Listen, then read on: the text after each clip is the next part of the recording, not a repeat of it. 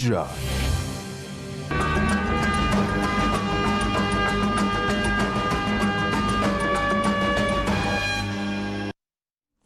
નમસ્કાર. શિક્ષક પર્વના તે ચતુર્થ દિને આપ સૌનું અહીં પ્રસારણ કેન્દ્રમાંથી હાર્દિક સ્વાગત કરું છું. આજે ચોથા દિવસના યજ્ઞ કાર્યની અંદર એ જનાહ ઋત્વિજ રૂપેણ કાર્યમ કરીષ્યતિ તેષાં પરિચયમ દાસ્યામિ. પ્રથમ જે માન્ય શ્રી ચૌધરી સાહેબ અહીં ઉપસ્થિત છે અને માન્ય ચૌધરી સાહેબ અશોકભાઈ ચૌધરી જીસીઆરટીમાં રીડર તરીકે કામ આજે આજના કાર્યક્રમમાં એ અધ્યક્ષ રૂપે કામ કરવાના છે. આ કાર્યમાં આજના કાર્યમાં જે બહુ મહત્ત્વનું કામ એટલે યજ્ઞના આચાર્ય ગણીએ અથવા તો ઋત્વિજ ગણીએ એ રીતે બે સાહેબો જે કામ કરવાના છે. માન્ય કનુભાઈ કરકર મહોદય. કનુભાઈનો પરિચય એટલા માટે સારો રીતે અમારે આપવો જોઈએ કે હમણાં ડાયટના લેક્ચરર અને એ બધાના માટે જે કાર્યક્રમ થયો એ વખતે પણ આ વિષયને એટલું બધું સરસ રીતે એમને રજૂ કર્યો હતો કે બધાએ થોડાક મોડા સમય સુધી પણ ચાલુ રાખી અને આખી વાત સાંભળી. હાલ ડાયટ જુનાગઢની અંદર પ્રાચાર્ય તરીકે કાર્યરત છે અને ત્યાં પણ પોતાની કાર્યનિષ્ઠા એ દર્શાવી રહ્યા છે. બીજા માન્ય શ્રી બીપી ચૌધરી સાહેબ અમારા મિત્ર અને ડાયટ પાટણની અંદર યથા અસ્માકમ દર્શના મેડમ ઉક્તવતી કે તત્ર સિદ્ધરાજ જયસિંહસ્ય નગરતઃ બીપી ચૌધરી મહોદય અસ્તિ. એટલે આપણી પુરાતન સાંસ્કૃતિક નગરી અને ત્યાં પણ એ જ્ઞાનનો પ્રકાશ બહુ સરસ રીતે ફેલાવી રહ્યા છે અને બહુ લાંબા સમયથી ઇન્ચાર્જ પ્રાચાર્ય તરીકે સેવાઓ આપી અને ડાયટને બહુ સરસ કક્ષા સુધી પહોંચાડી શક્યા છે. એ માન્ય બીપી ચૌધરી સાહેબ આપણી સાથે રહેશે અને સમગ્ર કાર્યક્રમનું કોઓર્ડિનેટર કરનાર અમારા જીસીઆરટીમાં પ્રોજેક્ટ ઓફિસર માન્ય દર્શનાબેન. એમનો પરિચય એટલા માટે એમ લાગે છે કે ઓછો પડશે કારણ કે એમને અનેક રીતે આપણા શિક્ષણ જગતની સેવા કરી છે. પ્રાથમિક શિક્ષણાધિકારી કે શિક્ષણાધિકારી ખરા જ એમ અહીં ગાંધીનગર હોય, મહેસાણા હોય, પણ સર્વ શિક્ષા અભિયાન મિશનની અંદર પણ લાંબા સમય સુધી કાર્યરત રહી અને સમગ્ર ગુજરાતની અંદર શિક્ષકોને માર્ગદર્શન આપવાનું કામ એમના દ્વારા થયું છે. હાલ જીસીઆરટીમાં પ્રોજેક્ટ ઓફિસર તરીકે બહુ સારું કામ કરી રહ્યા છે. અગાઉ એસએસએમઓતાઈ દરમિયાન જીસીઆરટી સાથે એમનો નાતો રહ્યો છે અને સચિવ તરીકે પણ ઇન્ચાર્જ સચિવ તરીકે પણ તેઓ સેવા આપી ચૂક્યા છે અને આગળ જે શિક્ષક પર્વનું સમગ્ર કાર્યક્રમનું આયોજન ખરું એનું કોઓર્ડિનેશન મેડમ શ્રી કરી રહ્યા છે. તો આજે કાર્યક્રમનો પ્રારંભ કરતાં પહેલાં મંગલાચરણ કિંચિત વક્તવ્ય અધ્યક્ષ મહોદયમ દાસ્યતિ કારણ કે ત્યાં તો જ યજ્ઞ સફળ થાય એટલા માટે હું માન્ય શ્રી અશોકભાઈ ચૌધરી સાહેબને વિનંતી કરું છું કે તેઓ અધ્યક્ષ રૂપે કાર્યક્રમનો પ્રારંભ કરાવે. નમસ્કાર મિત્રો, આપણે છેલ્લા 4 દિવસથી આપણે આ કાર્યક્રમ કરીએ છીએ. શિક્ષક પર્વમાં પ્રથમ દિવસે આપણે પૂર્વ પ્રાથમિક શિક્ષણની વાત સાંભળી હશે. ત્યારબાદ આપણે જે શિક્ષણ કાર્યમાં જે પાયાની બાબતો છે કે ધોરણ 3 સુધી વાંચન ગણન અને લેખન કૌશલ્ય કેવી રીતે ભણાવવું જોઈએ, શિક્ષણ કાર્ય કરવું જોઈએ એની વાત થઈ. ગઈકાલે ડ્રોપ આઉટ એટલે કે બાળકોનો ડ્રોપ આઉટ ના થાય અને તમામ બાળકો શિક્ષણ કાર્ય મેળવે એ માટેની વાત થઈ.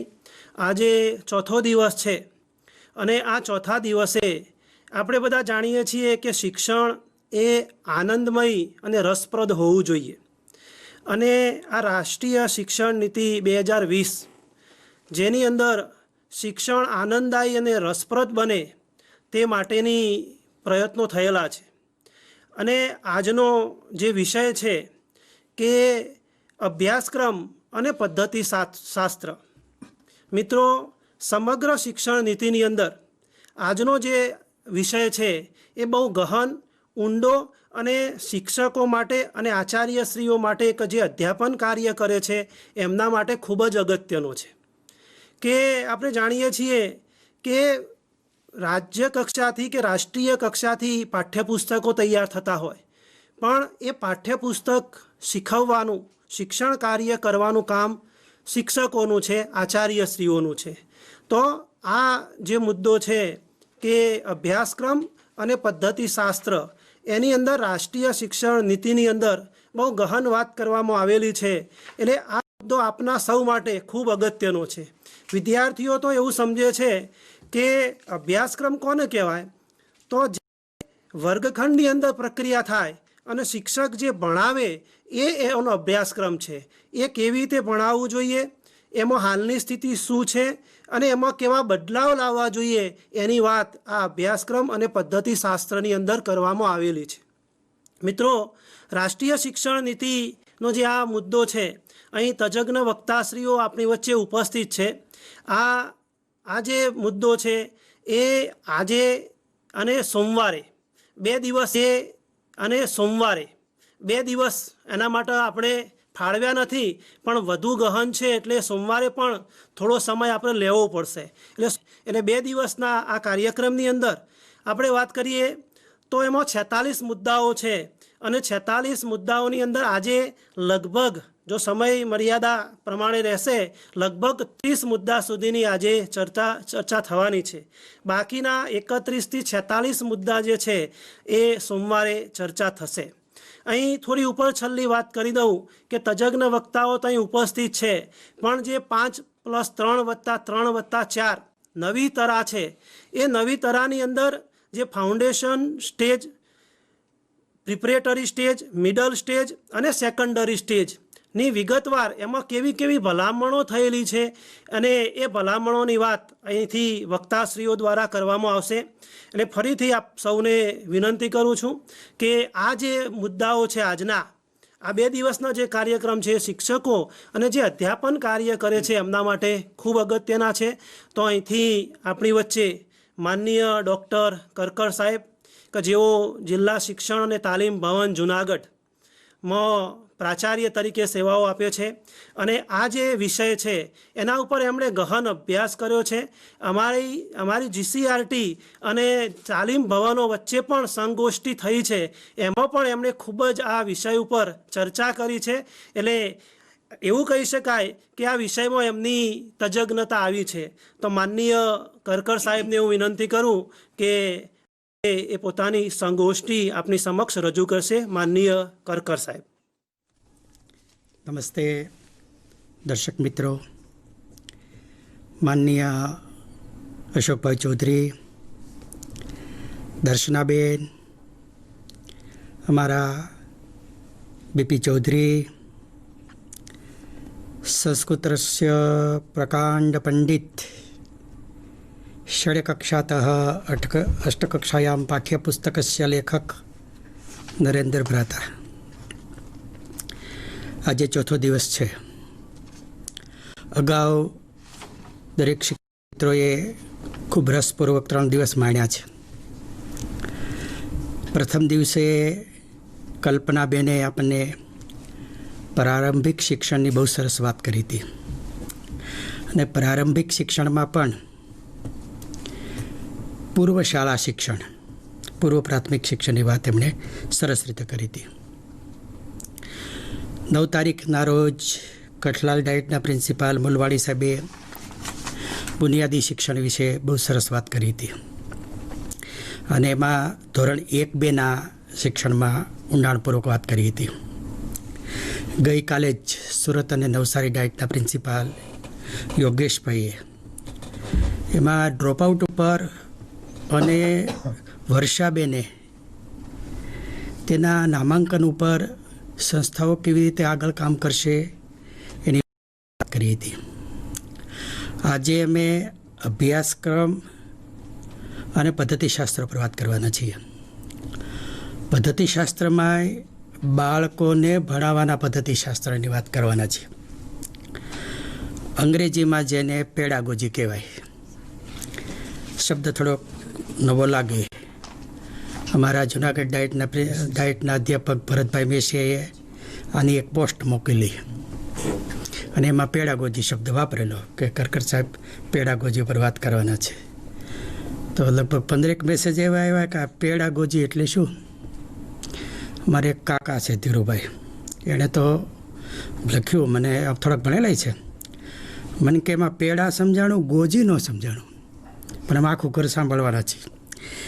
હકીકતમાં એ પીડિયાટ્રિક શબ્દ જાણીતો છે. પીડિયાટ્રિક ઘણીવાર દવામાં લખ્યું હોય, ફક્ત બાળકો માટે હોય, ઓનલી પીડિયાટ્રિક, ઓનલી એવું લખેલું હોય. તો આ પીડિયાટ્રિક શબ્દ ઉપરથી આ એને લગતો શબ્દ પેડાગોજી છે. એટલે બાળકોને કેવી રીતે ભણાવવું તેનું શિક્ષણ શાસ્ત્રની અત્યારે આપણે ચર્ચા કરવાની છે. એની રીત જુદી હોય છે. હાયર એજ્યુકેશનમાં તો એન્ટ્રાગોજી ને એવું બધું ઘણું બધું છે, પણ આપણે તો અહીંયા બાળકોને ધ્યાનમાં રાખીને આપણે અહીંયા વાત કરવાના છીએ. દર્શનાબેને પહેલે દિવસે આપણને વિઝન સમજાવેલું. આખી આ જે રાષ્ટ્રીય શિક્ષણ નીતિ છે એની કોઈ પણ વાત કરીએ તો આપણે પહેલાં એનું વિઝન જોવું પડે કે વિઝન સાથે આ સંકલિત કેટલું થાય છે. અને બીજું કે આ રાષ્ટ્રીય શિક્ષણ નીતિના જે 12 પિલર છે, 22 પિલર, આ પિલર આધારિત કેટલું છે, આ બેને ધ્યાનમાં રાખીને જ આપણી આ ગંગા આગળ વધવાની છે. હું તો દરેક શિક્ષક મિત્રોને તો ખાસ ભલામણ કરું કે રાષ્ટ્રીય શિક્ષણ નીતિનું વિઝન છે ને એ તો બધાએ મોઢે કરી નાખવું જોઈએ. વિઝન એટલે દ્રષ્ટિ, દ્રષ્ટિકોણ, દૂરદર્શિતા, કલ્પેલા પર શું છે, શું જોઈએ છે, શું ઈચ્છીએ છીએ. એક જ ફકરામાં માત્ર 125 શબ્દોમાં સમજાવી દીધું છે. એટલે જ્યારે આપણે પાઠ્યક્રમની રચના કરીએ, પદ્ધતિની વાત કરીએ, ત્યારે એની તો દૂરથી તો નથી જતા ને, અથવા તો એને પોષક છે ને, થોડી એની વાત કરીને પછી આપણે આગળ વધીએ. આ શિક્ષણ નીતિ ભારતીય મૂલ્યોથી વિકસિત શિક્ષણ પ્રણાલી હશે. જો આ વિઝનમાં પેલું કીધું છે ભારતીય મૂલ્યોથી. આમ તો સમાજમાં બહુ સરસ ચર્ચા થઈ રહી છે. 7મી જુલાઈની રોજ આ નીતિ જ્યારે લોન્ચ કરી ત્યારે નરેન્દ્રભાઈ જે વક્તવ્ય આપેલું, અદ્ભુત વક્તવ્ય હતું. અને એમાં એણે એવી અપેક્ષા રાખેલી કે સમાજમાંની ચર્ચા થવી જોઈએ, આની ગોષ્ઠી થવી જોઈએ, વિચાર થવા જોઈએ. અને હજુ અમલીકરણમાં મૂકતા પહેલાં 102 મુદ્દા ઉપર સમાજ પાસેથી અભિપ્રાયો માગ્યા છે. ઓનલાઈન મૂકેલું છે, જેને અભિપ્રાય આપવો એ આપી શકે. એટલે હજુ પણ ખુલ્લી છે. ત્યારે તમે જો જુદા જુદા વિડીયો સાંભળ્યા હોય તો આપણા પૂર્વ નિયામક નલિનભાઈ પંડિતે બહુ જ આવકારી છે. એને તો ગાંધીજીના બુનિયાદી શિક્ષણના પાયા આમાં જોયા છે. એમણે તો એમ પણ કહ્યું, મેકોલોને આપણે બહુ જ આમ કર્યું, તેમ કર્યું, બહુ ઘણું બધું કીધું. વિકલ્પ, આ શિક્ષણ નીતિમાં એણે વિકલ્પ જોયો છે. એક સારા એવા વક્તા શૈલેષભાઈએ, સકપરિયાએ સરસ વિડીયો મૂક્યો છે. અને એણે એમ કીધું કે હું જે સ્વપ્ન જોતો હતો એવી મને આ શિક્ષણ નીતિ દેખાય છે. ગુજરાત યુનિવર્સિટીના સંસ્કૃત વિભાગના અતુલભાઈ ઉનાગરનો વિડીયો બહુ સરસ છે. આ વિઝન ઉપર જ છે. એ તો એટલા ખુશ થયા છે. એટલે પ્રબુદ્ધ લોકોએ આ નીતિને આવકારી છે. ઉચ્ચ ગુણવત્તાયુક્ત શિક્ષણ આપવું, તેમના દ્વારા ભારત જ્ઞાનના ક્ષેત્રમાં મહાશક્તિ બનશે. જ્ઞાનના ક્ષેત્રમાં મહાશક્તિ બને. બીજું, જ્ઞાનયુક્ત સમાજની રચના કરવી, મૌલિક દાયિત્વ અને સંવિધાનિક મૂલ્યોનો વિકાસ કરવો, નાગરિક તરીકેની ફરજો અને દેશ પ્રત્યેને ઉત્તરદાયિત્વની જાગૃતિ આવે તેવી પાઠ્યચર્યા અને શિક્ષણ વિધિ બને. જો એને દેશ સાથે જોડવાની વાત આમાં કરી છે. આ હેતુ આ છે, આઉટપુટ આપણે આ જોઈએ છે. એક અદ્ભુત વાત આ વિઝનમાં કરી છે. દરેકને ભારતીય હોવાનું ગૌરવ થાય. કેવડી મોટી વાત છે. બહારનું જ પૂજા કરીએ, અરે સાડી પહેરેલી આપણી મા છે એ દુનિયામાં, અરે સાડી પહેરેલી આપણી મા છે એ દુનિયામાં આપણે માટે શ્રેષ્ઠ છે. આ વાત ભારતીય સંસ્કૃતિ, ભારતીય નદીઓનો, ભારતના મહાપુરુષો, એની પ્રત્યેને ગૌરવ થાય. ફક્ત વૈચારિક નહીં પણ વ્યવહાર અને બુદ્ધિથી પણ દરેક ભારતીય બને. કાર્યોની સાથે જ્ઞાન, કૌશલ્ય, મૂલ્યો અને વિચારનું પણ ગૌરવ થાય. માનવ અધિકાર, સ્થાયી વિકાસ અને જીવન નિર્વાહ માટે સમર્થ બને. એ રોજગારી શોધતો હોય એવો નહીં, એને 5-10 રોજગારી આવડતી હોય, એટલે એનો પ્રશ્ન ના આવે. વૈશ્વિક કલ્યાણ માટે પ્રતિબદ્ધ હોય, એટલે ધરતી ઉપર રહીને આકાશ આંબાની વાત છે, સાચા અર્થમાં વૈશ્વિક નાગરિક બને. એટલે આ રાષ્ટ્રીય શિક્ષણ નીતિ છે, એનું વિઝન, દ્રષ્ટિકોણ, લાંબા ગાળાના લક્ષ્યાંકો આ છે. આપણે સંશોધનમાં એ પીઠિકા લખીએ છીએ, એના આધાર સ્તંભ કયો છે, આપણે આખું એનું એક પેપર પણ ભણીએ છીએ, શિક્ષણના આધાર સ્તંભો. એમ આ આખી શિક્ષણ નીતિ ક્યાં આધાર ઉપર ઊભી છે? તો એના 22 પિલરો છે, 22 પિલરો, જેને આધારભૂત સિદ્ધાંતો કીધા છે.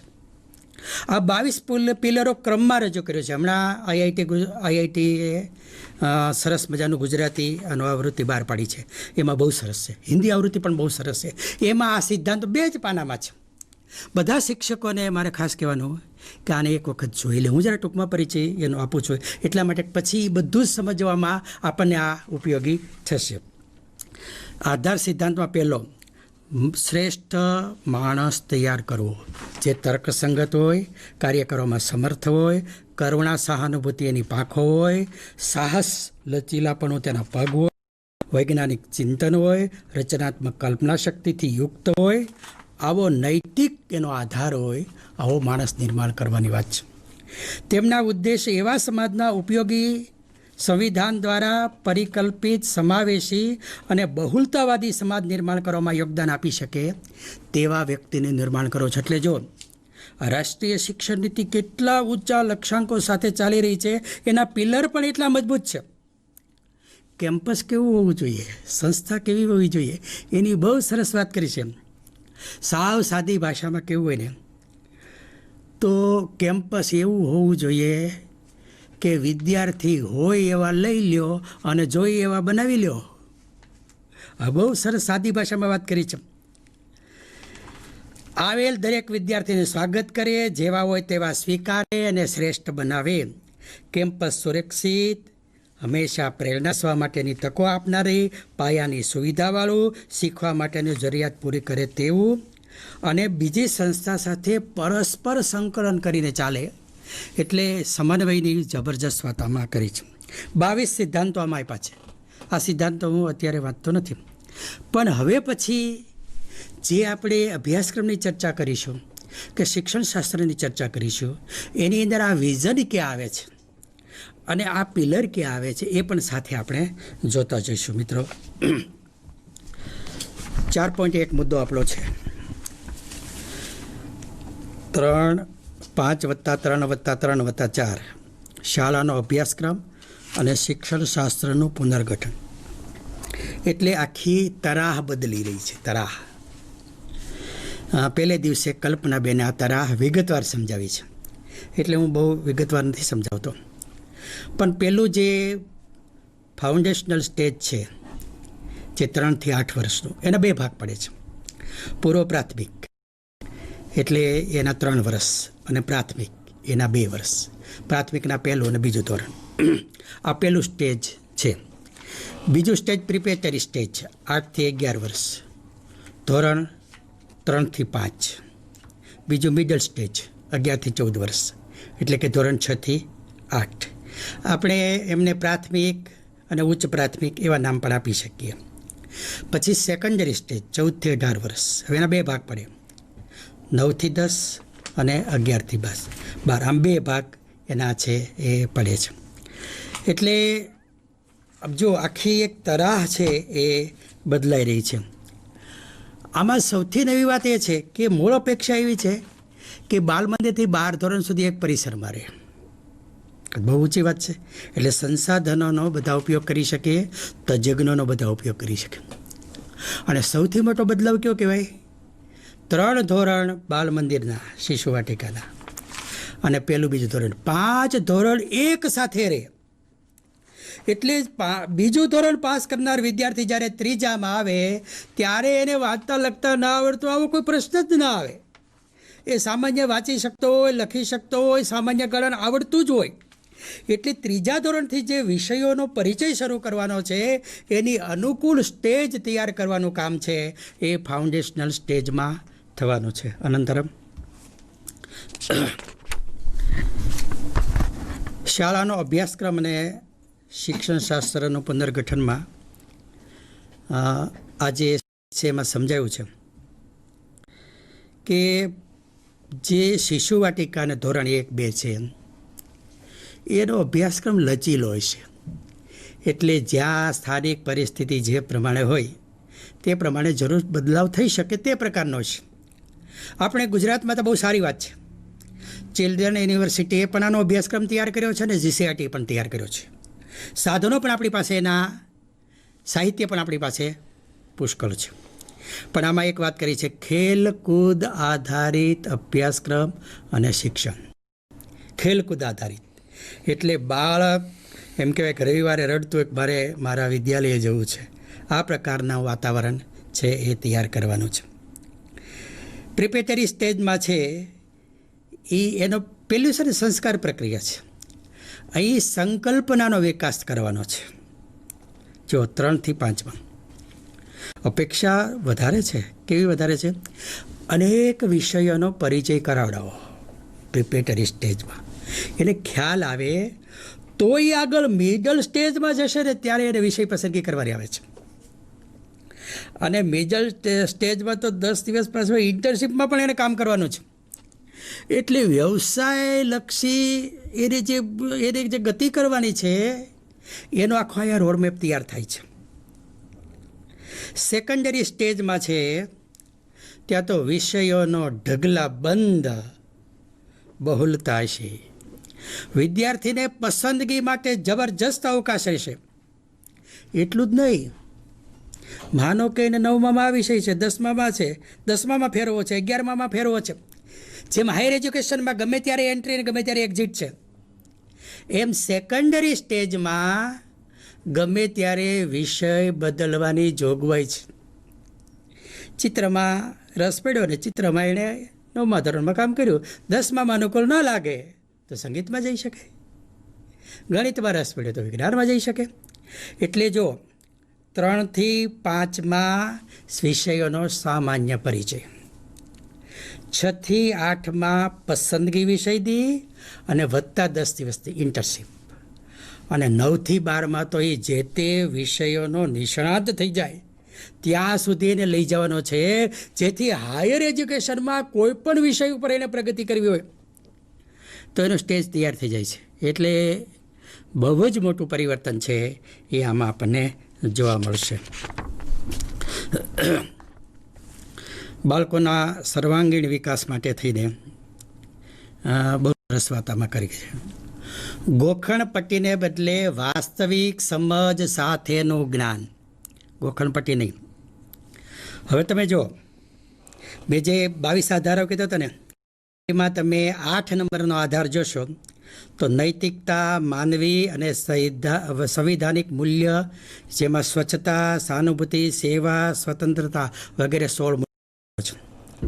આધાર સ્તંભ 6ની અંદર સમજ પર જોર આપવામાં આવ્યું છે અને ગોખણપટ્ટી દૂર કરવી એવો, એટલે શિક્ષણના આધાર સ્તંભમાં જ દેખાડ્યું છે કે તમારે સમજ આધારિત ભણાવવાનું છે, ગોખણપટ્ટી દૂર કરવાની છે. એટલે આ 4 નંબરના મુદ્દામાં પહેલો જ મુદ્દો આવ્યો, ગોખણપટ્ટીને બદલે વાસ્તવિક સમજ સાથેનું જ્ઞાન આપવું. શિક્ષણનો ઉદ્દેશ્ય ચરિત્ર નિર્માણ અને 21મી સદીના મુખ્ય કૌશલ્યથી સજ્જ કરવું. કૌશલ્ય આધારિત શિક્ષણ અને મૂલ્ય શિક્ષણ. હવે મૂલ્ય શિક્ષણ ક્યાં? તો આપણે પિલરમાં 8 નંબરનો પિલર છે એ આપણે જોવો પડે. અભ્યાસક્રમ અને શિક્ષણ પદ્ધતિ વિદ્યાર્થીમાં છુપાયેલ પ્રતિભાને શોધવા માટે તૈયાર કરવામાં આવશે. જો વિદ્યાર્થી ખાલી નથી, કુદરતે પુષ્કળ શક્યતાઓ ભરી છે. આ જેમાં નિહિત શક્તિ છે એ નિખરી શકે, પ્રતિભા એની વિકસી શકે, આ માટેનો છે એ આમાં પ્રયત્ન કરવાનો છે. પૂર્વ શાળા શિક્ષણથી ઉચ્ચ શિક્ષણ સુધી પ્રત્યેક તબક્કામાં એકીકરણ, હમણાં જ મેં વાત કરીને એ તબક્કા ભેગા કરવાના છે, અલગ નથી કરવાના. એ જુદું જુદું છે એવું નથી દેખાડવાનું. એ હોલિસ્ટિક એજ્યુકેશનની વાત કરી છે. એટલે 8 તારીખે નરેન્દ્રભાઈએ જ્યારે આ શિક્ષણ નીતિ લોન્ચ કરી ત્યારે એણે પણ હોલિસ્ટિક એજ્યુકેશનની વાત કરી હતી કે પ્રાથમિક ને ઉચ્ચ સાથે સંબંધ ન હોય, ઉચ્ચ ને માધ્યમિક સાથે સંબંધ ન હોય, એને કોલેજ સાથે સંબંધ ન હોય, એમ નહીં. જ્ઞાનના ટુકડા કરવાના જ નથી. ઉચ્ચ શિક્ષણ સુધી જે જ્ઞાન આવ્યો છે એના પાયા બાળ મંદિરમાં ધરવવાના છે અને ક્રમશઃ ક્યારેક સંકલનમાં વિકાસ થાય, ક્યારેક એની સમજણ દ્રઢ થાય, ક્યારેક એનો કૌશલ્ય દ્રઢ થાય. આ પ્રકારે ક્રમશઃ વિકાસ કરવાની વાત છે. અને તમે જો આધાર સ્તંભ 21 અને 22 જોશો તો સામાજિક લોકોનો સહયોગ, સમાજના પરોપકારીઓનો શિક્ષણમાં જોડવા તથા સમાજ પણ શિક્ષણનું કેન્દ્ર બને એ ત્યાં કરી છે. એટલે સમાજ પણ આમાં તૈયારી કરે. હોલિસ્ટિક એજ્યુકેશનમાં તમે જોશો તો એક સરસ મજાનો વિડીયો આપણને ઇન્દુમતીબેન કાટધરેનો આપણે જોવા મળશે. ઇન્દુમતીબેન બહુ સારા એવા શિક્ષણના ચિંતક છે. આમ તો આખો વિડીયો તમે જોજો, યુટ્યુબ ઉપર છે, પણ અહીંયા એમણે સમાજ આધારિત શિક્ષણની અને હોલિસ્ટિક એજ્યુકેશનની જે વાત મૂકી છે, માત્ર નાની એવી એક ક્લિપ છે, પણ એટલું ક્લિયર કરી દે છે. એટલે સૌને વિનંતી કે બધા આ એક ક્લિપ જોવે. અને ખાસ તો બેને જે ઊંડાણપૂર્વક વાત કરી છે, આપણા સમજણમાં આવે એ રીતે એ ભાષામાં આવીને વાત કરી છે. એટલે આ વિડીયો જો તમને છે એ ગમશે. એ રીતે શિક્ષણવિદો છે એના મત છે એ બહુ અગત્યના હોય છે, કારણ કે એમાં એમણે એની જિંદગી પસાર કરી હોય છે અને એ તો ભારતીય શિક્ષણના બહુ જાણકાર છે ઇન્દુમતીબેન. તો જેમ આપણે લજારામ તોમરની વાત કરીએ છીએ એવી રીતે હમણાં જ તમે પેલા ધર્મપાલજીના પુસ્તકો જોયા છે, એનું સંપાદન પણ ઇન્દુમતીબેને કર્યું છે. आयु की विभिन्न अवस्थाओं में अलग अलग रूपों में ज्ञान ग्रहण होता है. गर्भाधान से लेकर 5 वर्ष की आयु तक शिशु अवस्था कही जाती है. 6 वर्ष से लेकर 12 वर्ष की आयु तक बाल अवस्था है, बाद में किशोर, तरुण आदि आदि. अब शिशु अवस्था में संस्कार होते हैं. तो जिस शास्त्र का सिद्धांत हम यूनिवर्सिटी एजुकेशन में पढ़ा रहे हैं, वही सिद्धांत संस्कार के रूप में शिशु अवस्था में देना. बाल अवस्था एक्टिविटी ओरिएंटेड, एक्सपीरियंस ओरिएंटेड, प्रेरणा आधारित ऐसी होती है, तो क्रिया के रूप में देना, अनुभव के रूप में देना. किशोर अवस्था में विचार चक्र चलता है, स्वतंत्र बुद्धि का विकास हो रहा है, तो चर्चा आधारित, विचार आधारित ज्ञान का रूपांतरण करना, उसके बाद उसके में दायित्व बोध जोड़ना, ये सब हमारे पूर्व प्राथमिक का क्रम होता है. ज्ञान तो वही रहता है.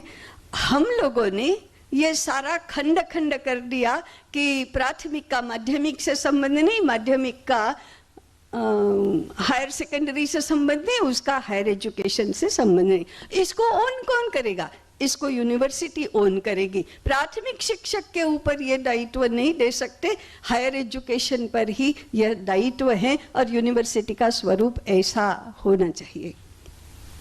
और एक महत्वपूर्ण बात है, ब्रिटिश शिक्षा के चलते हमने शिक्षा को केवल विद्यालय के साथ, विद्यालय में भी केवल क्लासरूम तक, क्लासरूम में भी केवल पाठ्यक्रम तक, पाठ्यक्रम में भी केवल पाठ्यपुस्तक तक, और पाठ्यपुस्तक से भी आगे परीक्षा में पूछे जाने वाले प्रश्नों तक सीमित कर दिया. शिक्षा ऐसी नहीं होती, क्योंकि अर्थ के साथ जुड़ गई, इसलिए ऐसा हुआ. हमें शिक्षा को भी मुक्त करना चाहिए और व्यापक संदर्भ में सोचना चाहिए. और व्यापक संदर्भ है, इसे दो उद्देश्य एक साथ होंगे. व्यक्तित्व विकास के लिए, जीवन विकास के लिए जितनी भी प्रकार की शिक्षा आवश्यक है, उसमें से 60 से 70% शिक्षा घर में होती है. परिवार में होती है और यह शिक्षा गर्भाधान के क्षण से ही शुरू होती है। आज परिवार में होने वाली शिक्षा के क्षेत्र से संपूर्ण रूप से गैर हाजिर है, माने अनुपस्थित है ही नहीं। हमने परिवार को शिक्षा का केंद्र मानना विगत शायद 2 पीढ़ियों से बंद कर दिया है। कुछ नहीं सीखा जाता, सिखाने की कोई व्यवस्था ही नहीं है। वास्तव में परिवार में शास्त्रों ने कहा माता प्रथमो गुरु। आज हमने एक भी लड़की को माता कैसे बनना ये सिखाना बंद कर दिया। एक भी पिता द्वितीय, पिता भी गुरु है। पिता को क्या पढ़ाना, ये पिता अपने संतानों को क्या पढ़ाएगा, यह विषय पूर्ण रूप से उपेक्षित हो गया। हम इसको रीइंस्टेट कर सकते हैं। આપણે જોયું ઉજ્જવળ ભવિષ્ય માટે ઉજ્જવળ બાળક છે એનો સંવર્ધન થાય એ બહુ જરૂરી છે। ઇનુમતીબેને જેમ વાત કરી તેમ સમાજનો સહયોગ અનિવાર્ય છે। જેવી રીતે પ્રાથમિકથી માંડી અને ઉચ્ચ શિક્ષણ સુધી વચ્ચે સંકલન જરૂરી છે, એવી રીતે સમાજનો આધાર પણ જરૂરી છે। સમાજની જરૂરિયાતો અને વર્ગખંડનું કાર્ય આ બે વચ્ચે ગેપ નહીં હોવું જોઈએ। અને શિક્ષણ ખાલી વર્ગખંડમાં નથી, એટલે આગામી આવશે ઇતર પ્રવૃત્તિ અને અભ્યાસની એમ નથી। હવે બધું જ શિક્ષણમાં સમાવેશ છે થાય છે। 5 નંબરમાં દરેક વિષયમાં અભ્યાસક્રમ સામગ્રી ઘટાડી બુનિયાદી બાબતો કેન્દ્રમાં લાવી। બોલો, એટલે મોટા મોટા થોથા પુસ્તકોના નથી કરવાના। સાવ સાદી ભાષામાં કહીએ તો થિયરી ઘટાડો, પ્રેક્ટિકલ વધારો। વિદ્યાર્થી જે ભારણમાં જીવે છે ને એ ભારણમાં નહીં, કામ કરતો હોય ને આનંદમાં જીવે, આવી વાત છે। ઊંડાણપૂર્વક પ્રયોગાત્મક શિક્ષણ, સમગ્ર અને વિશ્લેષણાત્મક ચિંતન, શોધ અધ્યયન, સહપાઠી અધ્યયન વગેરે ક્રિયાઓમાં લેવાની છે। સંવાદ દ્વારા શિક્ષણને મહત્ત્વની વાત છે। એટલે મૂલ્યાંકનમાં આ બાબત આવશે, સહપાઠી પણ મૂલ્યાંકન કરશે, એટલે આ પણ એનો મોટો બદલાવ છે એ આવી રહ્યો છે। પછી દરેક સ્તરે પ્રાયોગિક શિક્ષણ અને ક્રિયા દ્વારા શિક્ષણ, રમતગમત અને કલાને એકીકૃત કરવા મોટી વાત છે। રમતગમત અને કલા, રમત દ્વારા એનો અનેક પ્રકારનો વિકાસ થાય। શારીરિક વિકાસ તો થાય, માનસિક વિકાસ પણ થાય, સાંવેગિક વિકાસ પણ થાય। વાર્તા આધારિત શિક્ષણ પદ્ધતિ એટલે જોગીજીભાઈને આપણે યાદ કરવા પડે। વિષયો વચ્ચેનો અનુબંધને પ્રોત્સાહન, એકાબીજા વિષયો એકબીજા જોડાયેલા છે, હોલિસ્ટિક એજ્યુકેશન। અધ્યયન, નિષ્પત્તિ અને પરિણામ વચ્ચેની ખાઈ દૂર કરવી, મતલબ કે નિષ્પત્તિની જે કક્ષા છે ત્યાં સુધી પરિણામ લઈ જવું। ગુણવત્તાયુક્ત શિક્ષણની વાત છે। ધોરણને અનુરૂપ ક્રિયાઓમાં જરૂરી પરિવર્તન, ધોરણ અનુરૂપ ક્રિયાઓમાં જે ધોરણ હોય, વિદ્યાર્થીની કક્ષા હોય એ પ્રમાણે જરૂરી પરિવર્તન કરવામાં આવ્યું છે। અભિયોગ્યતા આધારિત અભિગમ બહુ જ મોટી વાત છે। વિદ્યાર્થી ખાલી નથી આવતો હોય, એની અંદર શું ભર્યું છે, કુદરતે નિહિત શક્તિ શું નાખ્યું છે, એના સંદર્ભની અંદર અભિગમ આધારિત શિક્ષણની વાત છે એમાં કરવામાં આવી છે। ત્યાર પછીનો દરેક સ્તરે કલા અને સંસ્કૃતિને વિષયો સાથે સાંકળવી। જો દરેક સ્તરે, એટલે કલા છે ને એ હૃદયના વિકાસ માટે છે, અને સંસ્કૃતિ સાથે જોડવાની એટલે ફરી વાત આવી કે વિઝનમાં જે વાત કરી હતી અને પિલરમાં વાત કરી હતી કે ભારતીય હોવાનું એને ગૌરવ થાય। ભારતીય સંસ્કૃતિ અને કલાના એકીકરણ દ્વારા ભારતીય નૈતિકતા આત્મસાત કરે। કેટલી મોટી વાત કરી। ભારતીય સંસ્કૃતિ અને મૂલ્યોનું જોડાણ કરવાની વાત છે। ભારતીય નૈતિકતા એટલે શું? ભારતની નૈતિકતા એટલે શું? દુનિયામાં એક દેશ એવો છે કે છેલ્લા 1000 વર્ષમાં એણે કોઈ ઉપર હુમલો કર્યો નથી, કોઈની જમીન પચાવી પાડી નથી। આ ભારતીયતા, આ ભારતીય સંસ્કૃતિ।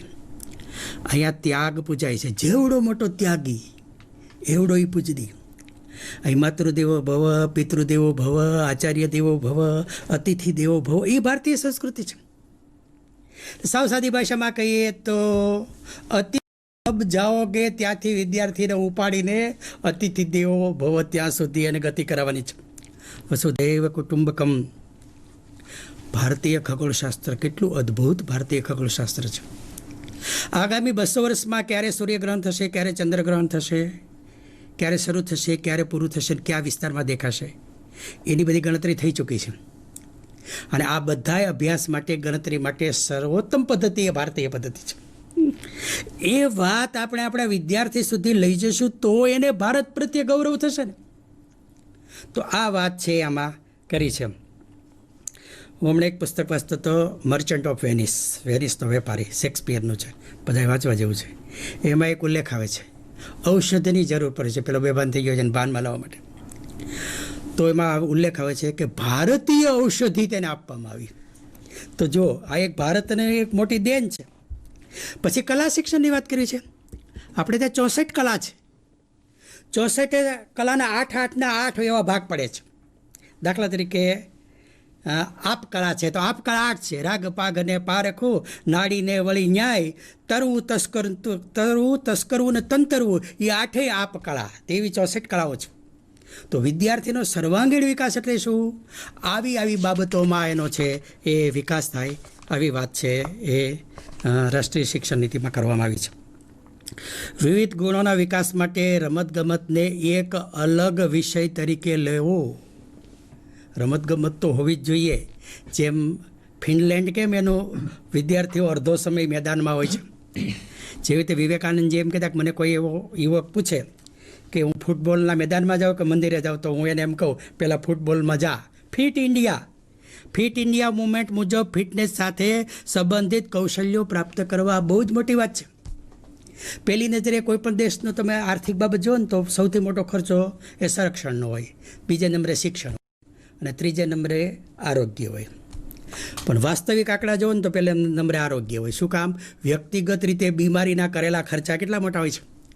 માણસ ખાલી બીમાર ન પડે ને તો પણ એ અડધી જિંદગી છે એ તરી જાય.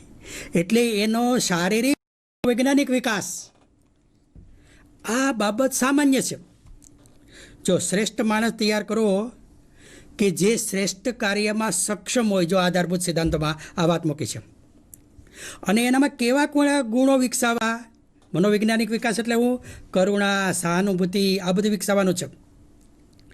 આવા આધારભૂત સિદ્ધાંતોમાં જે એની વાત કરી છે એ પ્રમાણે ફિટ ઇન્ડિયા અને રમતગમતને ખાસ મહત્ત્વ આપવાની છે એ વાત કરી છે. પછીની સ્લાઇડમાં પણ આ વાત વધારે થઈ. માધ્યમિક કક્ષાએ વિષયોની પસંદગીમાં લવચિકતા, એટલે વિષયો ગમે ત્યારે ગમે તે છે એ પસંદ કરી શકે. અગાઉ મેં વાત કરી. શારીરિક શિક્ષણ, કલા, શિલ્પ અને વ્યવસાયિક કુશળતાના વિષયોનો સમાવેશ. વ્યવસાયિક કુશળતા એ 12 ધોરણ ભણેતા અનેક વ્યવસાયોને આવડતી હોય. માધ્યમિક કક્ષાએ વિવિધ પ્રવાહો દૂર કરવા અને ઉપરોક્ત વિષયોને સામેલ કરવા. એટલે જો 2 મુદ્દા તમને ધ્યાનમાં આવ્યા. એક આવ્યું શારીરિક શિક્ષણ, બીજું આવ્યું કલા, અને ત્રીજો આવ્યું વ્યવસાયમાં કુશળતા. આધારભૂત સિદ્ધાંતમાં તમે 4 નંબરનો સિદ્ધાંત જોશો ને તો એમાં એ દર્શાવ્યું છે કે વિષયોમાં ઊંચ નીચના ભાવ ન રાખવા. આ સારો નામ નબળો એવી વાત કરી નથી 9 નંબરની સ્લાઇડમાં. વિપુલ પ્રમાણમાં વિષયોની તક રમતગમત દ્વારા શિક્ષણ, આ બહુ મોટી વાત છે. આમાં 2-3 સ્લાઇડમાં રમતગમતની વાત આવી. છોકરો મેદાન ઉપર હોવો જોઈએ, રમવો જોઈએ. અને આપણી રમતો શું શીખવાડે છે ખબર છે? પહેલું તો એ શીખવાડે છે હાર પચાવતા. હારી ગયેલો હોય એ કેમ પચાવ, હાર પચાવતા આવડે ને મેદાનમાં જીતે ને જિંદગીમાં જીતે. તમે જોજો એ નિયમ છે. અને દરેક દેશની રમતો એ એના તત્વજ્ઞાનને પ્રતિબિંબિત કરતી હોય.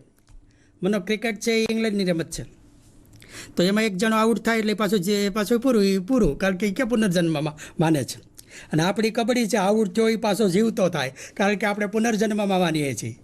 આપણા ખોખોમાં મરી ગયો એ જીવતો થાય, આઉટ થયો પાછો જીવતો થાય. શું કામ? આપણી રમતમાં પણ આપણા તત્વજ્ઞાનનું પ્રતિબિંબ છે. પછી મેં વાત કરી એમ અભ્યાસિક પ્રવૃત્તિ, સહઅભ્યાસિક પ્રવૃત્તિ, ઇતર પ્રવૃત્તિ એવું નથી. બધી જ શિક્ષણની પ્રવૃત્તિ છે અને અનેક કૌશલ્યો માટે ઇન્ટર્નશીપની વ્યવસ્થા છે. 10 નંબર વિષયોમાં વિવિધતાની વાત કરી છે. શક્ય હોય તે રીતે માધ્યમિક કક્ષાએ 4 વર્ષના સમયગાળાને સેમેસ્ટર અથવા અન્ય સેમેસ્ટર લાગુ કરી શકાશે અથવા વિચારી શકાશે. એટલે આગામી સમયમાં જ્યારે ગોઠવાશે ત્યારે સેમેસ્ટર પદ્ધતિ આવશે. નાના મોડ્યુલ અથવા વધુ વૈકલ્પિક વિષયોને મહત્ત્વ. વચ્ચે પુષ્કળ વિષયો, વૈકલ્પિક વિષયો, જેને ભણતા જે શીખવું હોય ને એટલા માટે તો સળંગ એકમ કરવાની વાત આવે છે. એટલા માટે શિક્ષકો માનો સંગીત શિક્ષક એક હોય અને એક આખું સંકુલ બનાવવાની વાત આવે છે. એટલે એ અનેક શાળામાં છે એ એનું માર્ગદર્શન છે એ આપી શકે. મિત્રો, આગામી જે 10 નંબરની સ્લાઇડથી તમે જોશો, 11 નંબરની સ્લાઇડથી, તો એ ભાષા શિક્ષણ અંગે છે. એક સાથે ભાષા શિક્ષણની વાત કરવામાં આવી છે. જો એમાં આપણે એવા વિઝન જોવું પડે. આ શિક્ષણ નીતિ ભારતીય મૂલ્યોથી વિકસિત શિક્ષણ પ્રણાલી છે. દરેકને ભારતીય હોવાનું ગૌરવ થાય એવી વાત કરી છે. અને આધારભૂત સિદ્ધાંતમાં જોશો તો 3 નંબરનો સિદ્ધાંત છે, બાળક જે શીખે, જે રીતે શીખે તે રીત ઉપલબ્ધ કરાવી. પાઠ્યક્રમ શિક્ષણશાસ્ત્ર નીતિમાં સ્થાનિક પરિવેશ અને 16 મૂલ્યો ગોખવાની પ્રથા દૂર કરવી. આ બધું જ આગામી સ્લાઇડોમાં જે ભાષા શિક્ષણની વાત આવી છે એમાં આ બધું આવે છે. પહેલાં હું તમને એના આધારભૂત સિદ્ધાંતો અને વિઝનની છે એ વાત કરું. એક ભાષા સારી રીતે આવડે તો અન્ય ભાષા સરળતાથી આવડે. આ દુનિયામાં સિદ્ધાંત છે. કુલ દુનિયામાં 2900 જેટલી ભાષા બોલાય છે. કોઈ ભાષા સરળ નથી, કોઈ ભાષા અઘરી નથી. પણ પહેલું જેને આપણે કહીએ ઓપરેટિંગ સિસ્ટમ તરીકે પહેલી ભાષા ફિટ કરવાની છે, એ ભાષામાં જો ખામી રહી ગઈ તો બધી ભાષા અધકચરી રહે. આપણા વડાપ્રધાન નરસિંહ રાવજીને 13 ભાષા આવડતી હતી અને 13 ભાષા એટલી સરસ રીતે બોલતા હતા કે એની માતૃભાષા ન હોય. નરેન્દ્રભાઈ જોવો ને કેટલું અંગ્રેજી સરસ બોલે છે. દુનિયા સમજી શકે એટલું સરસ રીતે એના ઉચ્ચારો બધા થઈ રહ્યા છે. પણ પહેલાં એક ભાષા એટલે જો ઘરની ભાષાનો પણ સ્વીકાર કરવાની વાત આવી છે. 11 નંબરની સ્લાઇડથી 22 નંબરની સ્લાઇડ સુધી ભાષા અંગેની વિગતો આગળ આવશે. પણ જે વાત કરી છે એમાં બોલી સ્વીકારવાની વાત કરી છે. 5 ધોરણ અને શક્ય હોય તો 8 ધોરણ સુધી માતૃભાષા, સ્થાનિક બોલી, હોમ લેંગ્વેજ, ઘરની ભાષા, એનો પ્રયોગ. કચ્છમાં જાઓ તો એની ભાષા જુદી હોય અને આપણા શિક્ષક વાત જુદી કરે એટલે પહેલેથી જ ખાઈ પેદા થાય છે. પછી તો આપણે ડાયટ દ્વારા એના નાના શબ્દકોશ બનાવ્યા, પણ એમ નહીં. એ સ્થાનિક ભાષામાં જે બોલે તે એ સ્વીકારી લેવાનું છે, એને માન્ય કરવાનું છે. માન્ય ભાષા ભલે મોટી આવડે. આપણે તો અહીં ઘણી સ્કૂલો એવી જોઈ હતી ને કે જે ગુજરાતીમાં વાત કરે તો એને સજા થતી હતી. હવે એ વાત નથી. હવે સ્થાનિક ભાષા સ્વીકાર કરવાનો છે. માતૃભાષામાં દરેક વિષયના ઉચ્ચ ગુણવત્તાવાળા પાઠ્યપુસ્તકો તૈયાર થશે. જે ઇઝરાયેલે કર્યું, જે જાપાને કર્યું. જાપાન પોતાની ભાષામાં જ ભણાવે છે, પણ એના પુસ્તકો દુનિયાનું નોલેજ જે હતું એ બધું એણે એની સ્થાનિક ભાષામાં પરિવર્તન કરી લીધું. એટલે વાત છે એ પૂરી થઈ ગઈ. એટલે વિદ્યાર્થીની ભાષાને પ્રાધાન્ય આપવામાં આવશે, ઘરની ભાષાને પ્રાધાન્ય આપવામાં આવશે અને દ્વિભાષી અભિગમનો પ્રયોગ. એટલે સ્થાનિક ભાષામાં પરિવર્તન કરેલા પુસ્તકો છે એને મૂળ ભાષામાં જોતા છે તો એ પણ મળશે. ત્યાર પછી આંતરભાષા 2 થી 8 વર્ષના બાળકની અંદર કેવી રીતે માતૃભાષાનો નેક્સ્ટ લઈ જાઓ બહાર. 2 થી 8 વર્ષના બાળકો જલ્દીથી ભાષા શીખે છે. એટલે આ તબક્કામાં એને એનો સંજ્ઞાત્મક વિકાસ થાય. આનંદદાયી રીતે સંવાદ પદ્ધતિથી આવડે. શરૂઆતના વર્ષમાં વાંચન, પછી લેખન અને ધોરણ 3માં અન્ય ભાષાઓનો પરિચય શરૂ થાય. કેન્દ્ર રાજ્યમાં જે વિવિધ ભાષાઓ બોલાય છે એના અનુરૂપ શિક્ષકોની ભરતી. જો એટલે આપણે જે પટ્ટીમાં કોંકણી ભાષા બોલાય છે તો ત્યાં કોંકણી ભાષા જાણકાર શિક્ષકોને પસંદ કરવાના થાય. કચ્છી ભાષા બોલે છે ત્યાં કચ્છી બોલતા હોય એવા શિક્ષકોની પસંદગી કરો, એને પ્રાયોરિટી આપવાની થાય. એટલે આગામી શિક્ષક પસંદગીમાં પણ આ ભાષાને પસંદગી, ભાષા જાણકારને મહત્ત્વ આપવામાં આવશે. શિક્ષણ માટે ટેકનોલોજીનો બહોળો ઉપયોગ કરવાનો છે. એટલે આપણે સંસ્કૃતિના તળિયે જવાનું છે, ટેકનોલોજીમાં છે ઊંચે સુધી જવાનું છે. ત્રિભાષા ફોર્મ્યુલા, જો કે આપણે અહીંયા હતી જ, 3માંથી 2 ભાષા મૂળ ભાષા હોય અને 1 ભાષા એ દુનિયાની કોઈ પણ ભાષા શીખી શકે. 3માંથી 1 અથવા વધારે ભાષા 6 થી 7 ધોરણમાં બદલી શકે. એટલે 6 થી 7માં એની ભાષા કોઈ બદલી હોય તો બદલી શકે. માધ્યમિક શાળાના અંત સુધીમાં 3 ભાષાઓમાં મૂળભૂત ક્ષમતાઓ પ્રાપ્ત કરે, વાંચી શકે, લખી શકે, બોલી શકે, ત્યાં સુધી છે એ પહોંચી શકે. વિજ્ઞાન અને ગણિત માટે ઉચ્ચ ગુણવત્તાવાળા દ્વિભાષીય પાઠ્યપુસ્તકો અને શીખવવાની સામગ્રી તૈયાર કરવામાં આવશે. જો એટલે મેં તમને વાત કરી એમ કે એક તો સ્થાનિક ભાષામાં પણ એ પુસ્તક હોય અને બીજું છે એ કોઈ અન્ય ભાષા અથવા તો જે ભાષામાંથી લાવ્યા હોય તે હોય. એટલે પુસ્તકો પણ દ્વિભાષામાં પ્રાપ્ત થશે. ભારતીય ભાષા, સંસ્કૃતિ અને સાહિત્ય પરંપરાના ખજાનાથી જાગૃત થશે. મિત્રો, આ બહુ જ મોટી વાત છે. આપણા ખજાનામાં શું પડ્યું છે આપણા વિદ્યાર્થીને ખબર જ પડતી નથી. ઘણી વખત તો આપણું વાંચતા જ નથી અને દુનિયાનું વાંચીને બીજાના વખાણ કરવામાંથી થાકતા નથી. આ ધરતીમાં મૂળ સાથે જો એનું જોડાણ કરવું છે તો આપણે અહીંના જે ખજાનો છે એની સાથે મૂકવો પડશે.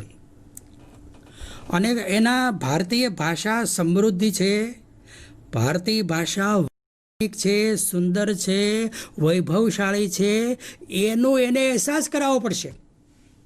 આપણું સાહિત્ય એની સામે મૂકવું પડશે, આપણું ખગોળ મૂકવું પડશે, આપણું ભૂગોળ મૂકવું પડશે, આપણા દર્શનશાસ્ત્ર મૂકવા પડશે. એ આપણાથી પણ અભિભૂત થાય, આપણાથી પણ ગૌરવ અનુભવે, આવી વાત છે એ આ સ્લાઇડમાં છે કરી છે. 16 નંબર, એક ભારત શ્રેષ્ઠ ભારત અંતર્ગત 6 થી 8માં ભારતની ભાષાઓ પર પ્રોજેક્ટ કાર્ય આપવું. કોઈ પણ પ્રકારનું મૂલ્યાંકન સામેલ નહીં હોય. તમે જાણો છો કે એક ભારત શ્રેષ્ઠ ભારતનો સરસ કામગીરી ચાલી રહી છે. ભાઈ 16 નંબર નરેન્દ્રભાઈ, 14 નંબર છે. તમે બોલો છો નીચે. હા, અન્ય રાજ્યની ભાષા શીખવાશે. જો આપણે છત્તીસગઢ સાથે આ કામ ચાલે છે, આપણે છત્તીસગઢને ઓળખીએ, એ આપણને ઓળખે, અને એટલા માટે ભાષાની વાત છે એમાં ચાલે છે. 17 નંબરની સ્લાઇડમાં, શાળા અને ઉચ્ચ શિક્ષણના તમામ સ્તરે સંસ્કૃતને 3 ભાષાઓના સૂત્રમાં એક વિકલ્પ સહિત વિદ્યાર્થીઓને સમૃદ્ધ વિકલ્પ તરીકે પ્રદાન કરવાનો. મિત્રો, આ રાષ્ટ્રીય શિક્ષણ નીતિમાં સંસ્કૃતની અદ્ભુત વાત કરવામાં આવી છે, ખૂબ મહત્ત્વ આપવામાં આવ્યું છે. અને એમ પણ કહેવામાં આવ્યું છે કે સંસ્કૃત માધ્યમમાં સંસ્કૃત ભણાવો. હું જ્યારે આ 8મા ધોરણમાં દાખલ થયો ને ત્યારે મને મી વહમાં સીત હતો, પહેલાં જ તાસમાં પાકું કર્યું. માણ આવડ્યું તો ઈ વહમે સે થયું, એમ કરતાં કરતાં પાકું કર્યું. મને એમ કેવું થઈ રહ્યું તો રામઃ રામો રામો, એ પૂરું કર્યું તો સીતા, એમ કર્યું તો વનમ વને વનાની. માણ મેં 8મું ધોરણ કાઢ્યું, 9મું ધોરણ સરળતાથી વહી ગયું. શું કામ? 10માં મારે છોડી દેવું હતું. સમજાણું?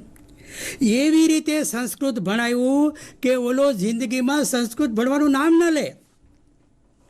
બોલો, એક જણો વાળ કાપવા ગયા ને એને પૂછ્યું, સંસ્કૃત બોલતા આવડે છે? બોલો કે નહીં, એ આપણું કામ નહીં. બીજી વાર ગયો તો પૂછ્યું, ત્રીજી વાર ગયો તો બોલાનું મગજ જો ભાઈ સંસ્કૃત મને આવડતું નથી, હું સંસ્કૃત ભણ્યો નથી, મારે ભણવું નથી, તું દર વખતે આ પ્રશ્ન શું કામ પૂછે છે? એ કે હું એમ પૂછું ને એટલે તારા વાળ ઊભા થઈ જાય છે, એટલે મને કાપવામાં અનુકૂળતા રહે છે. નામ લ્યો તો ઓલા ઊભા થઈ જાય.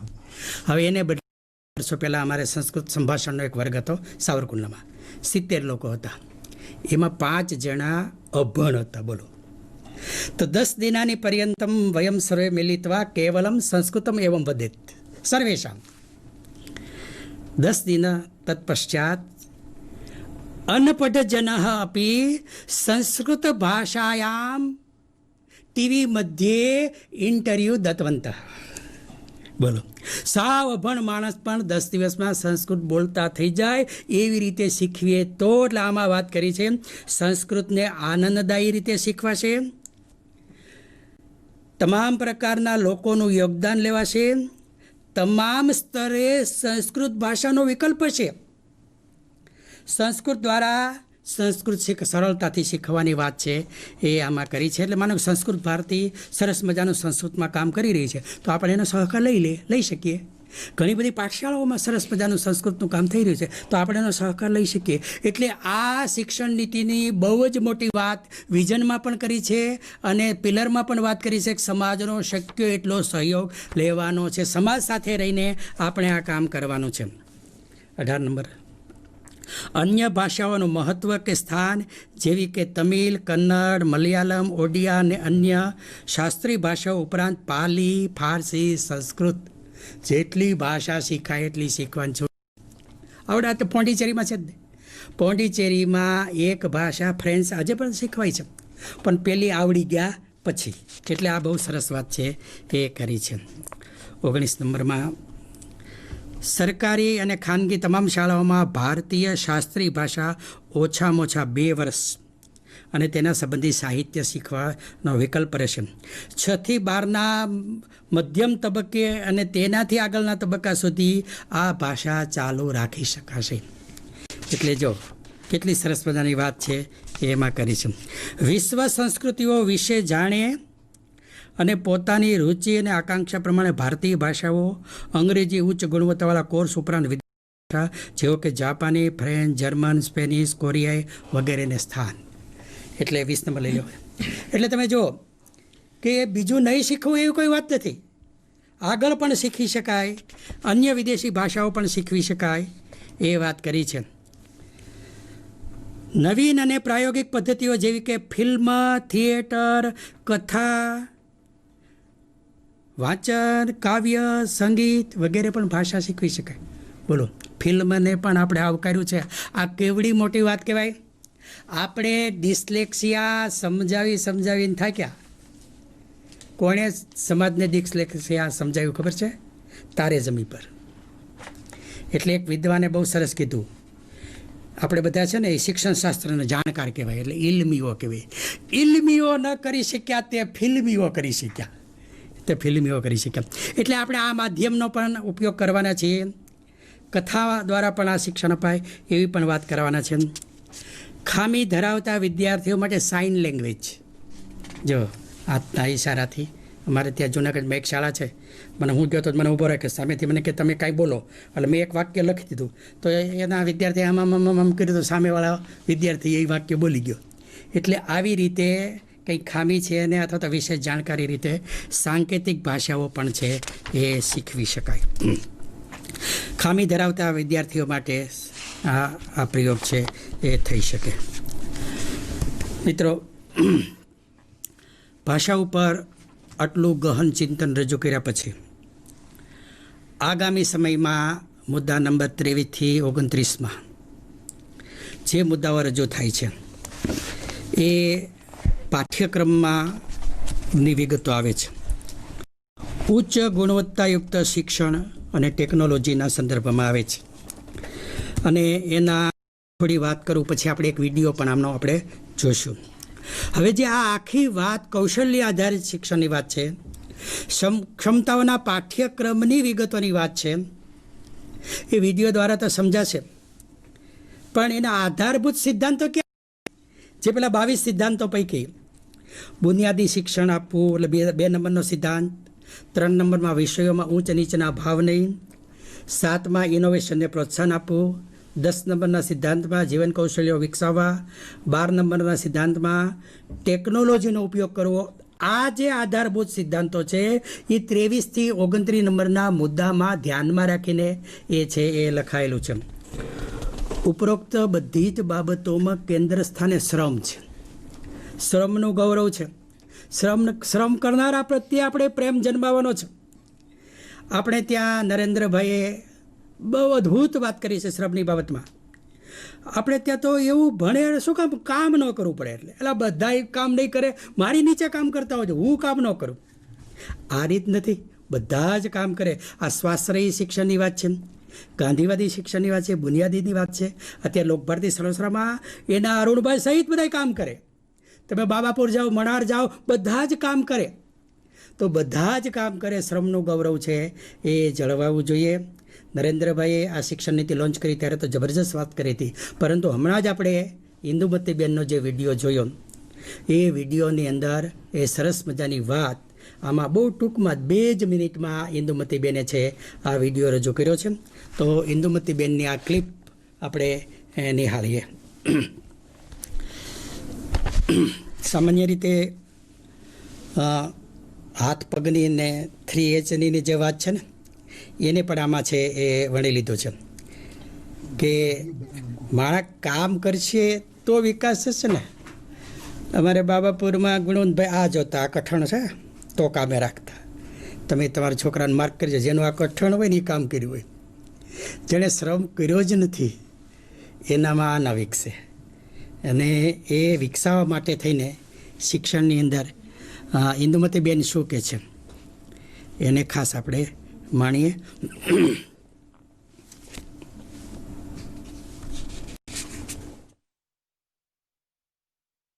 परिवार में मिलने वाली शिक्षा को अधिक महत्वपूर्ण मानकर उसके पूरक के रूप में विद्यालय की शिक्षा को रखकर प्लेसमेंट को बदलना, वेट को बदलना, ये हमारे सामने एक बहुत बड़ा काम है. और ये परिवार में मिलने वाली शिक्षा विद्यालय में भी आए, इस प्रकार से 3 बातें आवश्यक है जो परिवार में और विद्यालय में दोनों होने चाहिए. सबसे पहला, काम करना सिखाना. बहुत सीधी सादी बात है. आज काम करना आता नहीं, तो काम करना सिखाना. इसके साथ काम के प्रति अपनी जो मानसिकता है वो बदलना. ब्रिटिशों के अत्याचारों के कारण से, उत्पीड़न के कारण से और अतिशय माने तुच्छकार, तिरस्कार, उपेक्षा, इस अपमान, इसके कारण से काम करना बुरा है, काम करवाना श्रेष्ठ है. ऐसा काम करने के प्रति निकृष्टता का और काम नहीं करने के प्रति श्रेष्ठता का भाव अपने मानस में बहुत अंदर उतर गया है. इस मानस के चलते हम अपने बच्चों को और अपने आप को काम से बचाते हैं. हाथ से काम नहीं करना, स्वयं नहीं करना. मैं मेरे हाथ से कुछ काम करूंगी तो नीची हो जाऊंगी, ऐसी मानसिकता भी निकालना. काम करने का कौशल विकसित करना और काम करने के प्रति सम्मान का, आदर का, श्रेष्ठता का भाव विकसित करना. ऐसे दोनों प्रकार की शिक्षा विद्यालय में और घर में मिलने की व्यवस्था करनी चाहिए. विद्यालय में इसको एक्टिविटी ओरिएंटेड एजुकेशन कहते हैं, घर में काम करने की शिक्षा ऐसा कहते हैं. इसके लिए व्यावहारिक रूप में सब परिवारजनों को घर में अधिक समय साथ में रहना और घर के काम साथ मिलकर करना इतनी सीधी सरल बात है. अपना घर कौन चलाएगा? अपना घर हम चलाएंगे. इतने सादे सूत्र बनाकर घर के काम और बाहर के काम भी करना शुरू करना चाहिए. और इसको गणित में 100 में से 100 नंबर से भी ज्यादा महत्वपूर्ण है, ऐसी प्रतिष्ठा भी देनी चाहिए. दूसरा विषय है अच्छा बनने की शिक्षा. इसको कहते हैं मन की शिक्षा. मन ही मनुष्य को सज्जन अथवा दुर्जन बनाता है. इसलिए विद्वान बनने से पहले सज्जन बनना आवश्यक है. ये भारत की सोच है. समाज को, विश्व को, भगवान को भी विद्वान मनुष्यों से भी ज्यादा सज्जनों की आवश्यकता है. विद्वान एक बार नहीं हुए तो कोई नुकसान नहीं होता, सज्जन नहीं हुए तो बहुत नुकसान होता है. ये मन की शिक्षा प्राथमिक शाला का मुख्य विषय बनना चाहिए और बाल अवस्था में घर का विषय बनना चाहिए. क्योंकि जो फॉर्मेशन एज है उसमें हम मन को ट्रेन कर सकते हैं या मन का विकास कर सकते हैं. और ये सिखाने की बातें कौन सी हैं? विद्यालय में हो या घर में, संयम सिखाना। ભારતીય શિક્ષણ શું છે એની સરસ મજાની વાત ઇન્દુમતીબેને કરી. આપણે તો દીકરી કે અમારી દીકરીને રાંધતા નથી આવડતું, કોલેજ કરતી હોય તોય એવું ગૌરવ સાથે કહીએ એ વ્યાજબી નથી. આવડવું જ જોઈએ, કામ કરવાનું જ. દીકરો દીકરી પણ કામ કરે, ઘર કામ કરે ને એમાંથી શાળામાં કામ કરે. આશ્રમના ગૌરવની વાત, સંસ્કારની વાત, બહુ સરસ મજાની વાત રજૂ કરી. આપણે 22 સુધીના મુદ્દા પૂરા થાય છે. 23 થી 29 નંબરના મુદ્દા જે છે એ ફરજિયાત વિષયો અને કૌશલ્યો આધારિત ક્ષમતાઓની વાત એમાં કરવામાં આવી છે. મારી બાજુમાં જ મારા વિદ્વાન પીપી ચૌધરી છે, તો હું એમને વિનંતી કરું કે બાકીના મુદ્દા પર તેઓ પ્રકાશ પાડે. બીપી ચૌધરી સાહેબ. નમસ્કાર મિત્રો. શિક્ષણ નીતિ 2020 આ વિષય ઉપર મારા મિત્ર ડૉક્ટર કનુભાઈ કરકર સાહેબે ખૂબ જ સુંદર અને તલસ્પર્શી માર્ગદર્શન અત્યારે આપ્યું છે. એના જે મુદ્દાઓ છે એ મુદ્દાઓ ઉપર ચર્ચા આપણે કરીએ તો આજે શિક્ષણ નીતિની અંદર પહેલાં પણ કહેવાયું અને આ મુદ્દાની અંદર પણ સમાવેશ થયો છે કે વિદ્યાર્થીઓને વિવિધ વિષયોને પસંદ કરવા માટેનો અવકાશ ખૂબ જ વિસ્તૃતપણે મૂકવામાં આવ્યો છે. અત્યાર સુધી જે વિદ્યાર્થીઓ વિષયની પસંદગી કરતા એ પછી એમને કોઈ એવી તક ન રહેતી કે વિષયમાં અનુકૂળતા ન હોય તો એને વિષય બદલવાની કોઈ એવી અવકાશ ન રહેતો. પરંતુ આ નીતિની અંદર તમામ તબક્કાએ વિદ્યાર્થીઓને પોતાને મનગમતા કોઈ એવો વિષય આવી જાય કે જેને અનુકૂળ નથી કે એને નથી ફાવતો, તો એ વિદ્યાર્થી એની પોતાની અનુકૂળતાવાળો વિષય પસંદ કરી શકે એવી વ્યવસ્થા આ નીતિની અંદર મિત્રો મૂકવામાં આવી છે. એ ખૂબ જ મોટી વાત છે. સાથે સાથે વિષયોમાં વર્તમાન પ્રવાહોના જ્ઞાનને સમાવવું. આપણે પાઠ્યપુસ્તકની અંદર વિષયવસ્તુ સંબંધિત કેટલીક બાબતો સમાવેશ કરી શકીએ છીએ, પરંતુ જે વિદ્યાર્થીઓને શીખવું છે એ તમામે તમામ બાબતોનો સમાવેશ આપણે પાઠ્યક્રમમાં નથી કરી શકતા, એની કેટલીક મર્યાદાઓના કારણે. પરંતુ વર્તમાન સમયમાં એવી કોઈ જરૂરિયાત જણાય અભ્યાસક્રમ દરમિયાન, શિક્ષણ કાર્ય દરમિયાન, તો વર્તમાન પ્રવાહોને પણ આમે જ શિક્ષક કરી શકે છે. મારો એક અનુભવ આપની વચ્ચે વહેંચું તો જ્યારે અમે 11-12 સાયન્સની અંદર ગણિતનો અભ્યાસ કરતા હતા ત્યારે એક અમારા અધ્યાપક સોની સાહેબ જ્યારે 11-12 સાયન્સના ગણિતના ગહન વિષયને શીખવતા પહેલાં 5 થી 7 મિનિટ મિત્રો જે વર્તમાન કોઈ પ્રવાહોથી સમાજની અંદર કોઈ એવું ઘટનાઓ ઘટી હોય એના ઉપર એ ચર્ચા કરતા હતા અને વિદ્યાર્થીને એટલે કે અમને ખબર પણ ન પડે અને ગણિત વિષયની શરૂઆત થઈ જાય. એટલે આ પ્રકારનો અનુબંધ જોડાતો હતો.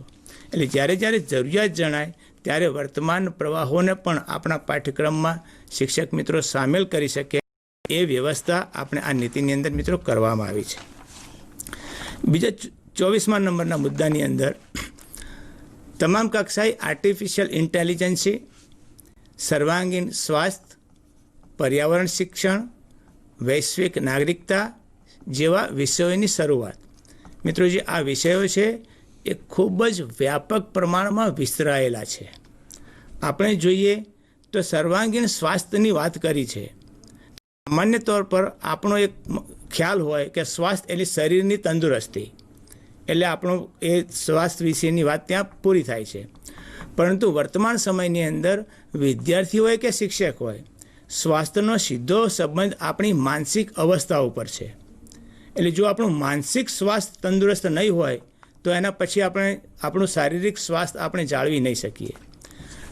પરીક્ષાઓની અંદર સામાન્ય પરિસ્થિતિમાં વિદ્યાર્થી તાણ અનુભવતો હોય તો એવા સંજોગોની અંદર પણ આપણે વિદ્યાર્થીઓને એવા તૈયાર કરવા જોઈએ કે કોઈ પણ એવી પરિસ્થિતિમાં પોતાનું માનસિક સ્વાસ્થ્ય જાળવી શકે. અને જો એ માનસિક સ્વાસ્થ્ય જાળવશે તો ચોક્કસ એનું પોતાનું શારીરિક સ્વાસ્થ્ય એની તંદુરસ્તી રહેશે જ. એટલે આ નીતિની અંદર સર્વાંગીણ સ્વાસ્થ્ય ઉપર વધારે ભાર મૂકવામાં આવે છે. બીજો એક વ્યાપક વિષય છે એ પર્યાવરણ શિક્ષણ અને સાથે સાથે વૈશ્વિક નાગરિકતાનું શિક્ષણ. મિત્રો, આપણે ચોક્કસ રાષ્ટ્રપ્રેમ, આપણા દેશ પ્રત્યેનો પ્રેમ અને એ રાષ્ટ્ર નાગરિક તૈયાર કરવો એ તો આપણી નૈતિક ફરજ છે. પરંતુ જેમ ગીતાનો સંદેશ છે કે વસુદેવ કુટુંબકમની ભાવના આપણે વિસ્તારવી જોઈએ અને એ ખ્યાલને આ નીતિની અંદર દ્રષ્ટિપાત કરેલો છે મિત્રો, એ વૈશ્વિક નાગરિકતાના ખ્યાલને આધારે. એટલે આ જે વાઇડ વિષયો છે, બહોળા વિષયો છે, એ વિષયોને આ નીતિની અંદર સામેલ કરવાનો પ્રયત્ન કરવામાં આવ્યો છે. આગળ જોઈએ તો મહત્ત્વપૂર્ણ કૌશલ્યોનો વિકાસ માટે શિક્ષણને લગતા ઉચિત પગલાં, પ્રેક્ટિકલી જ્ઞાન અને વિદ્યાર્થી ફક્ત બેરોજગાર ન બને, એ પોતે કંઈનું કંઈક પોતાના આર્થિક ઉપાર્જન કરી શકે એ માટેના તમામ પ્રકારના કૌશલ્યથી સુસજ્જ કરવાની વાત આ નીતિની અંદર મિત્રો કરવામાં આવી છે. આગળ 25મો મુદ્દો આપણે જોઈએ તો ગણિત વિષય ઉપર વધુ ભાર મૂકવામાં આવ્યો છે. હવે ગણિત વિષયને દરેક વિષયો સાથે આમેજ કરવાનો પ્રયત્ન. મિત્રો, કેટલાક એવા વિષયો છે કે એને આપણે નજરઅંદાજ નથી કરી શકતા. ગણિત એવો વિષય છે એ વિજ્ઞાન શીખવવા માટે પણ ગણિતની આવશ્યકતા છે, પાયાનો વિષય છે. આપણું ભારતીય સંસ્કૃતિમાં આપણે જોઈએ કે આપણું વૈદિક ગણિત છે, તો વૈદિક ગણિત છે એના આધારિત આપણું ખગોળ વિદ્યા એ પ્રબળ બની છે વૈદિક ગણિતથી. અને કોઈ પણ તબક્કે એમાં સાયન્સનો વિદ્યાર્થી હોય, કોમર્સનો વિદ્યાર્થી હોય કે સામાન્ય પ્રવાહનો વિદ્યાર્થી હોય, કોઈ પણ વિષયનો હોય, ભાષા શિક્ષણ હોય, તો પણ એને અંદર બેઝની અંદર જો ગણિતના કોન્સેપ્ટ ક્લિયર નહીં હોય તો આ વિષયોને પાયાથી મૂળભૂત રીતે સમજી નહીં શકે. આપણી સંસ્કૃતિની અંદર પહેલાં આપણે જોયું, તમે હનુમાન ચાલીસા જાણતા હશો, એની અંદર એક ઉક્તિ છે, યુગ સહસ્ત્ર યોજન પર ભાનો. જ્યારે હનુમાનજીએ પાકા ફળ સમજીને સૂર્ય સુધી પહોંચવા માટેનો પ્રયત્ન કરેલો, ત્યારે આ યુક્તિની અંદર પૃથ્વીથી સૂર્યનું અંતર કેટલું છે એ આની અંદર આમેજ થાય છે. એ તમે જુઓ ગણિત ક્યાં સુધી પહોંચે છે. એટલે આપણે પૂર્વ પ્રાથમિકથી માંડીને જ એવા કોન્સેપ્ટ વિદ્યાર્થીઓની અંદર ડેવલપ કરવા જોઈએ કે જે ગણિતથી એ અભિમુખ થાય, વિમુખ ના થાય. એના માટેની વિગતો આ નીતિની અંદર મિત્રો મૂકવામાં આવેલી છે. બીજું કોડિંગ સિસ્ટમ આપણે જોઈએ, એટલે એક ટેકનોલોજીની બાબત છે. અત્યારે આપણે કમ્પ્યુટરની ભાષા કઈ છે, કોડિંગ ભાષા છે. એ કોડિંગ ભાષા જ સમજે છે, બીજી કોઈ ભાષા સમજતું નથી. અને જો ટેકનોલોજીનો વિકાસ આપણા વિદ્યાર્થીઓએ સારી પેઠે જો સમજવો હોય તો કોડિંગ સિસ્ટમ એટલે કે મશીન લર્નિંગ એ વિષય આપણે વધારે અભ્યાસ કરવાની જરૂરિયાત છે. સાથે સાથે ડેટા સાયન્સનો પણ સમાવેશ કરવાની જરૂરિયાત છે કે જેથી મહત્તમ આઈસીટીના ઉપયોગ દ્વારા આપણે બાળકને વૈશ્વિક માનવ સુધી આપણે પહોંચાડી શકીશું આ મુદ્દાઓના આધારિત. મિત્રો, મિડલ સ્કૂલના તબક્કાથી કોડિંગ સંબંધિત પ્રવૃત્તિઓની શરૂઆત પણ આ નીતિની અંદર કરવામાં આવેલી છે. 26મા મુદ્દાની અંદર મિડલ સ્ટેજ, જે હમણાં મારા પુરોગામી મિત્રએ વાત કરી ડૉક્ટર કરકર સાહેબે, કે ધોરણ 6 થી 8માં ક્રિયા દ્વારા શિક્ષણ, પ્રેક્ટિકલ પ્રાયોગિક ઉપર વધારે ભાર મૂકવામાં આવ્યો છે. અને અત્યાર સુધી આપણું એવી માનસિકતા હતી કે ઇન્ટર્નશીપ તો મેડિકલના સ્ટુડન્ટ જ કરતા હોય, વળી પછી આપણે બીએડ અને એની અભ્યાસક્રમોની અંદર ઇન્ટર્નશીપ સામેલ કરી અને કેટલાક છેલ્લા 4-5 વર્ષથી તો આપણે ઇન્ટર્નશીપનો ગાળો વધારીને 3 થી 4 મહિના સુધીનો કરી દીધો છે. એ એનું મહત્ત્વ સમજાય છે. પરંતુ મિત્રો, અત્યારે મિડલ સ્કૂલ લેવલે 10 દિવસની ઇન્ટર્નશીપ આ નીતિની અંદર મૂકવામાં આવી છે. જ્યાં સુધી વર્ગખંડની બહાર આપણે નહીં નીકળીએ ત્યાં સુધી આપણે વાસ્તવિક શિક્ષણ આપણા બાળકોને નહીં આપી શકીએ. અને આ ખ્યાલને વધુ વિસ્તૃત બનાવવા માટે આ પ્રયોજન આ નીતિની અંદર મૂકવામાં આવેલું છે મિત્રો. સાથે જ્યારે વેકેશન દરમિયાન વિદ્યાર્થીઓને થોડો હળવાશનો સમય હોય એ સમય દરમિયાન ઓનલાઈન કોર્સની સુવિધા આપણે પૂરી પાડવાની બાબત આ નીતિની અંદર મૂકવામાં આવી છે. અત્યાર સુધી કેટલીક મર્યાદાઓ હતી, પરંતુ જ્યારે વર્તમાન સમયની અંદર જ્યારે આ વૈશ્વિક મહામારી કોરોના સ્વરૂપે આવી છે, ત્યારે આપણે પોતાની કક્ષાએથી આપણે શિક્ષણ કાર્ય કરાવવું હોય જૂથમાં નહીં, તો એમાં ઓનલાઈન કોર્સનો વ્યાપક વપરાશ, વ્યાપક ઉપયોગ અત્યારે થયો છે. તો એ આપણા આ અનુભવને આપણે આ નીતિ સંબંધિત આવનાર વર્ષોની અંદર જ્યારે વેકેશન પડે ત્યારે વિદ્યાર્થીઓ આ પોતાને ગમતા કોર્સીસ ઓનલાઈન કરી શકે એવી વ્યવસ્થા આ નીતિની અંદર મિત્રો કરવામાં આવી છે. સાથે સાથે વ્યવસાયિક હસ્તકલાને પણ પ્રોત્સાહન આપવામાં આવ્યું છે. અને એક્સપોઝર વિઝિટ તમે જુઓ કે જ્યાં સુધી બાળકોને કોઈ એક સંસ્થા હોય, કોઈ એક પ્રોજેક્ટ હોય, કોઈ એક કંપની હોય, ફક્ત વર્ગખંડ કરીશું તો એ સાંભળશે, એને સમજાશે નહીં. જો એને સમજાવવું હોય તો એને ત્યાં સુધી લઈ જવો પડશે. અને એ આપણે કોઈ સંસ્થાને બતાવીએ, કોઈ પ્રોજેક્ટ બતાવીએ ત્યારે એના કોન્સેપ્ટ ક્લિયર થતા હોય છે અને સમજી શકે છે. અને આ જ્ઞાન છે એ મિત્રો ફક્ત પરીક્ષાલક્ષી પૂરતું મર્યાદિત નથી રહેતું, આ જીવન શિક્ષણ બને છે. આ જીવન એ બાળકની અંદર આ બાબતો સમજાઈ જાય છે. એટલે એ બાબત એક્સપોઝર વિઝિટ સ્વરૂપે આ નીતિની અંદર મૂકવા માટેનો પ્રયત્ન મિત્રો કરવામાં આવ્યો છે.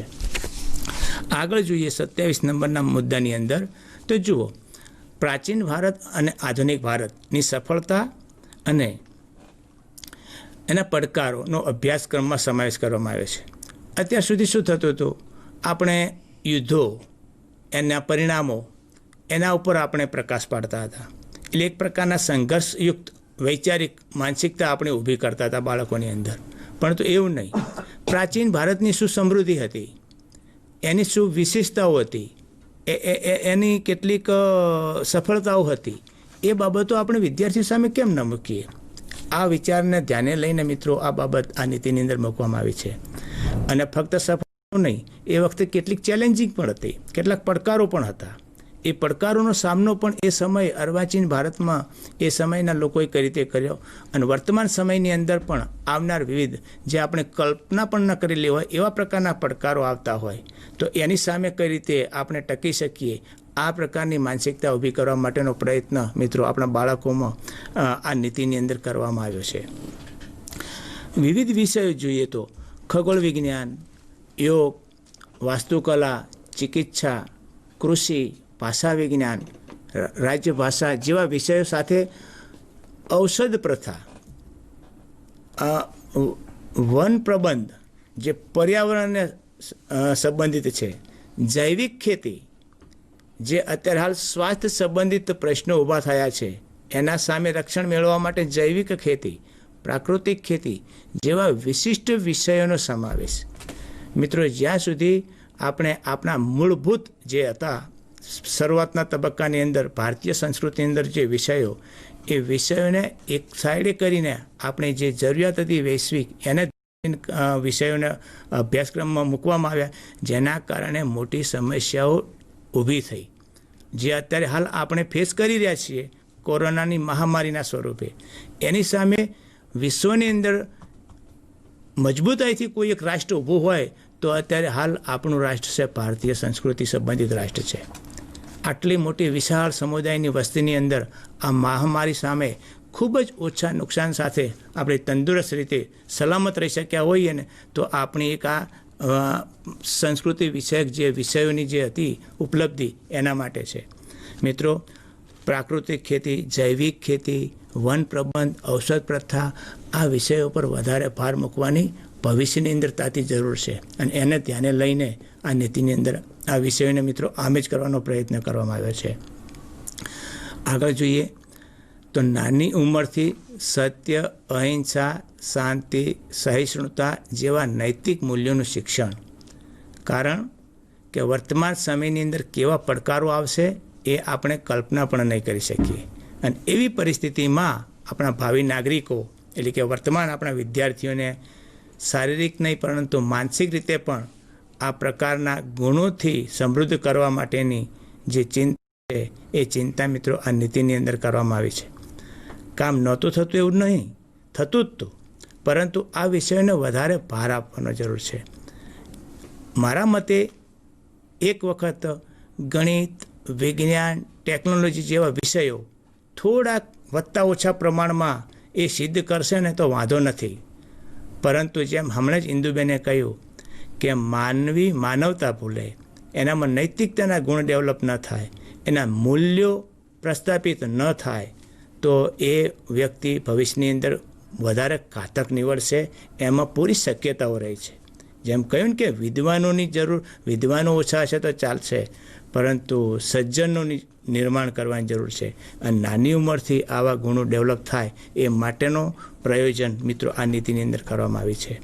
અને એક છેલ્લો એક મુદ્દો છે એ આપની સમક્ષ મૂકીએ 29 નંબરમાં કે ફાઉન્ડેશન સ્ટેજથી એટલે કે પાયાના શિક્ષણથી પાઠ્યક્રમમાં સાંસ્કૃતિક વિરાસત, રીતિ રિવાજ, ભૂગોળ, પ્રાચીન અર્વાચીન જ્ઞાન વગેરેને સ્થાનિક સંદર્ભની દ્રષ્ટિએ પુનર્ગઠિત કરવામાં આવશે.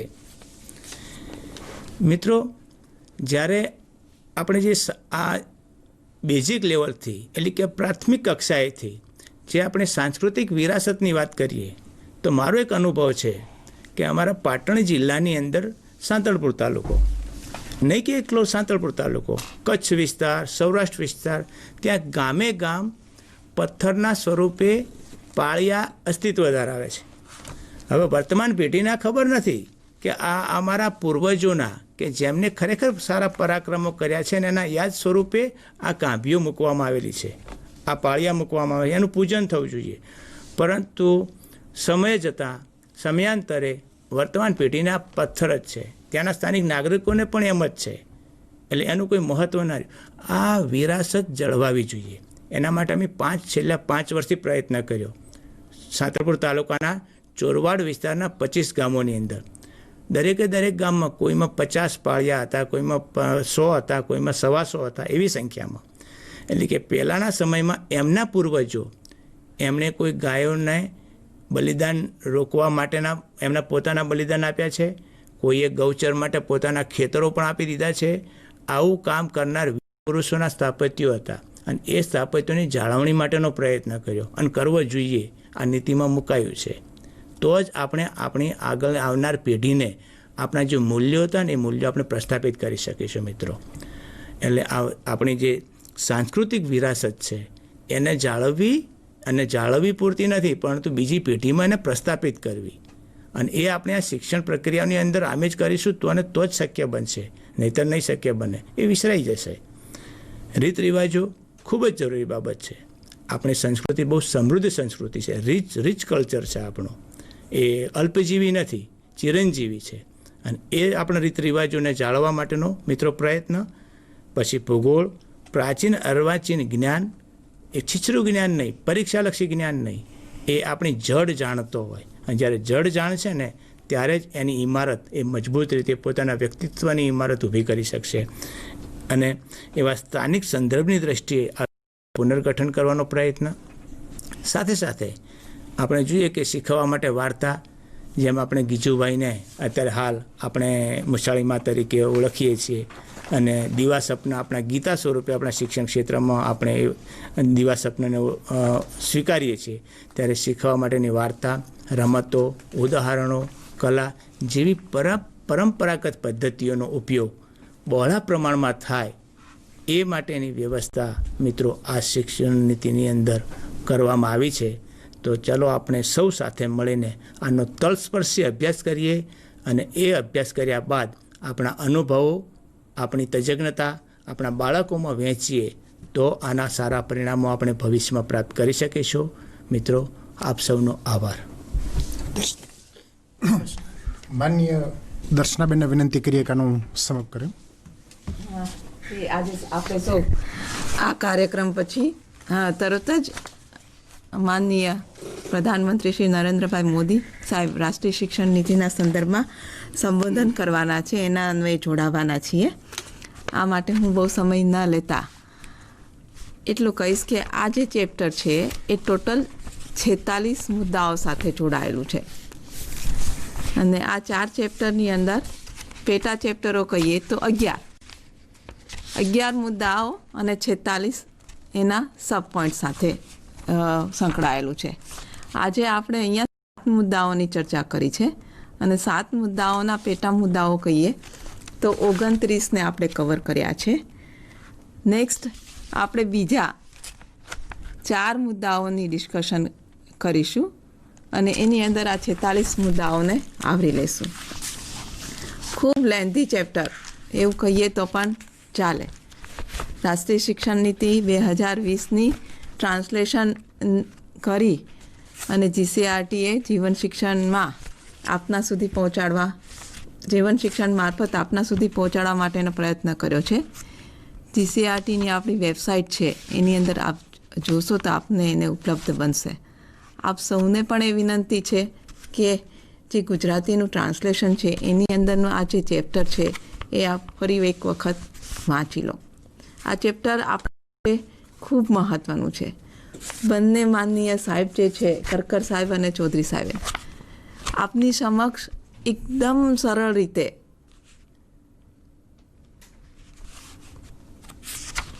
મૂકેલું છે. એકદમ સરળ આપણી ભાષામાં લોકલ રિસોર્સિસ સાથે એને મૂક્યો છે. પૂરેપૂરો એની અંદર ન્યાય આપ્યો છે અને આપ બી જ્યારે એને ફરી વખત રિફર કરશો તો તમે પણ એમ જ કહેશો કે ના, આ સાહેબે આ વાત કરેલી હતી એ આના અનુસંધાને છે અને આ અનુસંધાને હવે આપણે આગળ કામ કરવાનું રહેશે. તો અહીંયા બંને સાહેબોનો આપણે અભિનંદન પણ પાઠવીએ છીએ, શુભેચ્છાઓ પાઠવીએ છીએ અને એમને આભાર પણ વ્યક્ત કરીએ છીએ કે એને આટલું સુંદર ગહન વાંચનથી અને અભ્યાસથી આપણને આ જે ચેપ્ટર જે છે એની મહત્ત્વતા સાથે આપણી સમક્ષ મૂક્યું છે. આ જે સેશન છે એના અધ્યક્ષ જે છે એવા જે અશોકભાઈ ચૌધરી સાહેબ જે GCRTમાં રીડર તરીકે કામ કરી રહ્યા છે એમનું પણ આપણે અહીંયા આભાર વ્યક્ત કરીએ છીએ. અને નરેન્દ્રભાઈ રાવલ જેમને સંસ્કૃત વક્તા તરીકે આપણને અને આ ચેપ્ટરમાં પણ સંસ્કૃતની ઘણી બધી બાબતોને આવરી લીધેલી છે, એને પણ આપણે આભાર માનીએ છીએ. અને એમને કેટલાક સંબોધનમાં પણ સંસ્કૃત વાક્યો સાથે આપણી સમક્ષ મૂક્યું છે અને આની અંદર અભ્યાસક્રમની અંદર પણ સંસ્કૃતને એટલું જ એમ્ફેસાઇઝ કર્યું છે. અને સંસ્કૃત માટેની પદ્ધતિ કઈ તો કે સંસ્કૃતથી સંસ્કૃતની સંવાદ પદ્ધતિથી સંસ્કૃત શીખવીશું એવું આની અંદર જણાવેલું છે. તો આ સાથે હવે ફરી આપણે બધા જોડાઈ રહ્યા છીએ માનનીય આપણા પ્રધાનમંત્રી શ્રી મહોદય નરેન્દ્રભાઈ સાહેબ મોદીને સાંભળવા માટે. તો આપ સૌને રિક્વેસ્ટ કરી રહી છું, વિનંતી કરી રહી છું કે આપણે સૌ આની અંદર જોડાઈએ. આભાર.